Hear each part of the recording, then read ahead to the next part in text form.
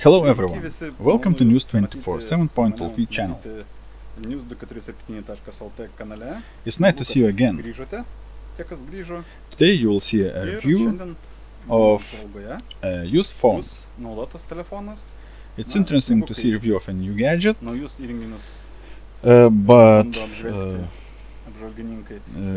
so you can decide what to buy, but you cannot know everything about new gadget. Because some things happens only after time, and reviewer can't tell you about it before he uses the device for some time. So today we have Doogee, model Titans, DG150. It's about 1 year old. As you can see, it's heavily used. Just look at the screen. You can see lots of scratches there. This protective film is not first, it's second or third one, so phone is really heavily used. It was falling, it caught some humidity. As Maker declares, this phone has is shockproof and waterproof with IP67 certificate. But that is not true. It's not waterproof as there are no seals, and the screen will definitely break if it falls on it. But this rubber things really helps phone to survive. After all, once after falling, battery was swelled. You can see how the cover looks. So after a year of usage, what I can say, that it costed about 100 or a little more dollars. Telephone equipment also was like a budget phone. Two-core processor now is really slow. I can show you.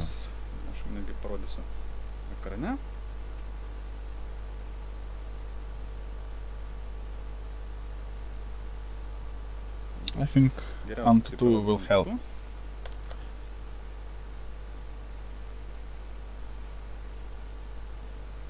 As we see, if you haven't seen this phone before,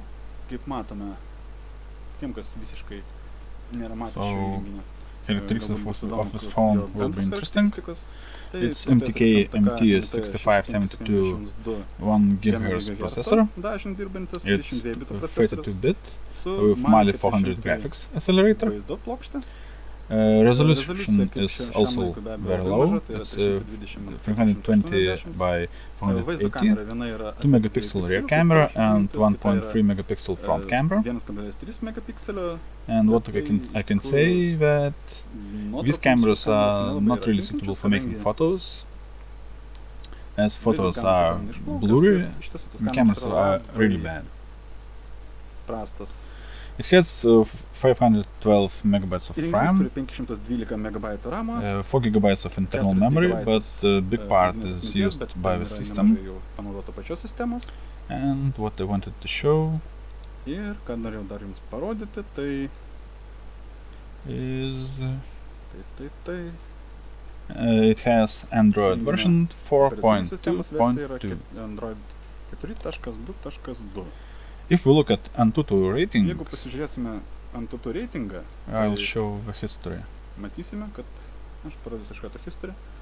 Its rating is about 10,000. Today even budget phones has twice as this.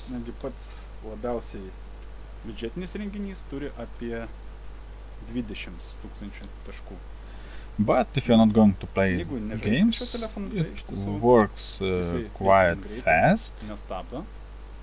It starts lagging only when complicated programs run.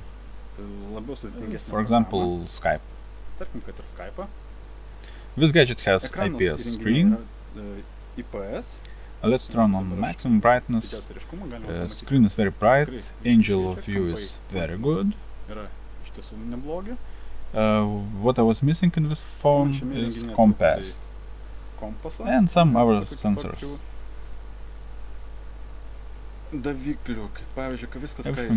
Everything it has is accelerometer and proximity sensor. I'll make a screen brighter. It should see when you put your phone to the ear, but this works in another way, I'll show you. And sound sensor is microphone, of course. Accelerometer is like in all devices. You move the phone and you see how ball is rolling. The sensor is useful for games. Proximity sensor. When you answer the phone and put it to your ear, phone turns off the display to save energy. So also you will not press anything accidentally. But there is no sensor up here, only camera and speaker.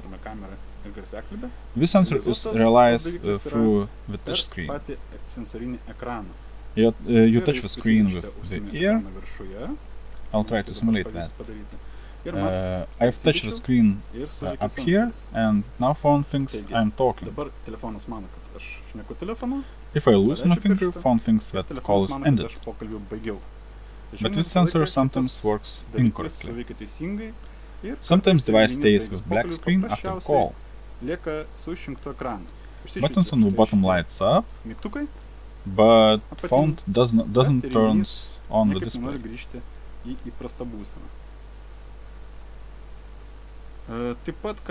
Also, I don't like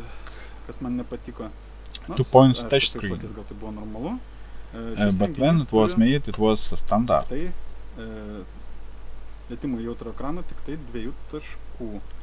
I've seen another version of this phone on the internet, lags a little bit, that had 3-point touch screen.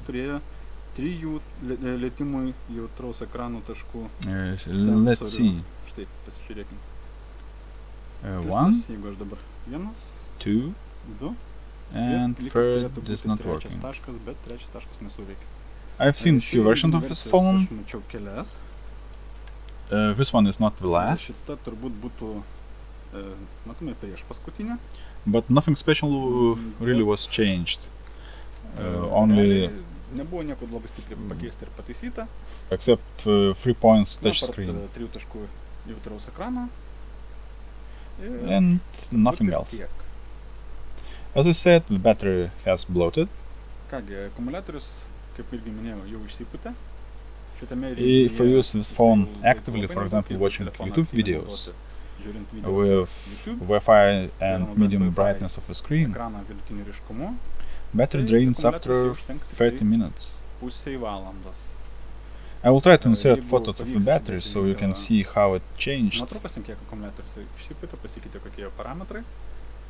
Phone is not only not waterproof, but it's not even dust-proof.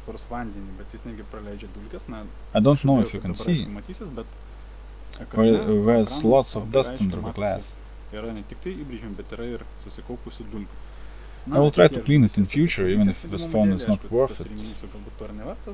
I will try and I will show you how to do this. I have ordered screen protectors for this phone. Actually, there is no screen protectors in stock for this phone, so one of the next videos I will show you how to buy universal screen protectors.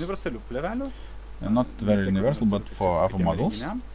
And how to cut them to fit your phone. As you see, this display shape is special. As this device is no longer produced, and it was not very popular, no one is making screen protectors for this phone anymore. So I'll show you how to adopt screen protector film from another model. I've also ordered a new battery, and I'll show how big is the difference of the old one and the new one from China. I hope you liked the review. If you, I didn't want it to make the review to be like review of a new phone, as this phone has all technologies, and I have nothing special to say about it. You can see yourself how a phone shows itself after su tokiu few telefonu years of laikui usage. bėgant, kaip jis yra naudojamas, kaip jisai atrodo, tarkim, po kelių metų. Strange, but you can Pagal still buy technologijas. this model. Ir kaip And nekeista, now tokį for a įrenginį good dar vis price. galima nusipirkti, beje, jau už It visai neblogą costs kainą, about kuris $70 sudaro now. apie $70. If I succeed Jeigu, finding it in the store, pavyks dar vis surasti parduotuvėje šį I įrenginį, aš will jums include a irgi link kelsiu in the description. nuorodą down video there. apačioje. Thanks for watching. If you Ką gi, like jeigu the kad video, žiūrėjote, jeigu jums patiko, press like. spauskite patiko. If you Jeigu don't, nepatiko, press dislike. spauskite nepatiko. Please leave comments Jeigu below. norite kažką pakomentuoti ir pridurti And kažkokius if you don't komentarus, want to miss next ir jeigu video, nenorite praleisti sekančių please video, subscribe. prenumeruokite mano kanalą. See you next time. Taigi, iki.